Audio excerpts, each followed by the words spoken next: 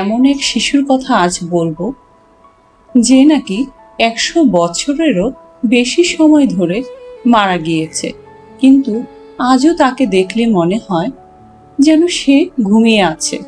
1920 সালে ইতালির সিসিলিতে মাত্র 2 বছর বয়সের একটি মেয়ে, নাম তার রোজালিয়া লোম্বার্দো, সে মারা যায় মাত্র 2 বছর বয়সে। কিন্তু অবিশ্বাস্য হলেও ব্যাপারটা সত্যি যে সেই মেয়েটি এখনো প্রায় অক্ষত অবস্থায় রয়েছে। সেই ছোট্ট মেয়ে রোজালিয়া, তার সেই চোখ, সে মুখমণ্ডল, সে চুল যেন আগেরই অবস্থায় আছে। কিন্তু কিভাবে? ইতিহাস সূত্রে জানা যায় রোজালিয়ার বাবা রোজালিয়ার মৃত্যুতে অনেক বেশি ভেঙে পড়েন। স্বাভাবিক, কিন্তু স্বাভাবিকের চেয়েও তিনি বেশি ভেঙে পড়েন। আর তাই তো তিনি কথা বলেন একজন বিশেষ দক্ষ সংরক্ষণকারী ব্যক্তির সঙ্গে, যে নাকি রোজালিয়াকে দীর্ঘদিন সংরক্ষণ করে রাখতে পারবেন।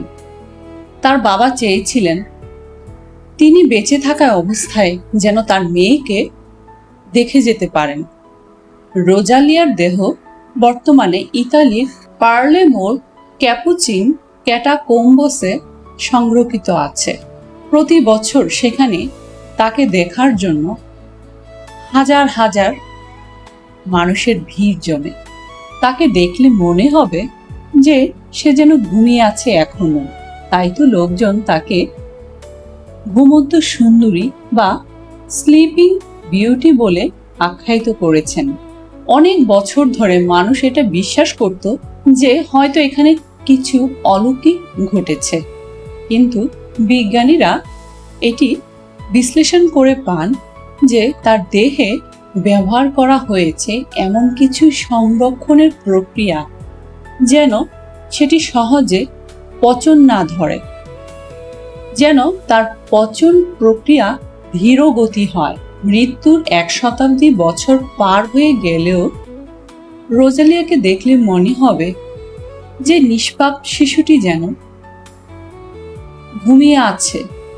আর তাই তো আজও এই রোজালিয়ার লোম্বার্দোর গল্পটা মানুষকে বিস্মিত করে। বন্ধুরা, আজ এখানেই শেষ করছি। চলে আসব এমন রহস্যময় কোনো গল্প নিয়ে।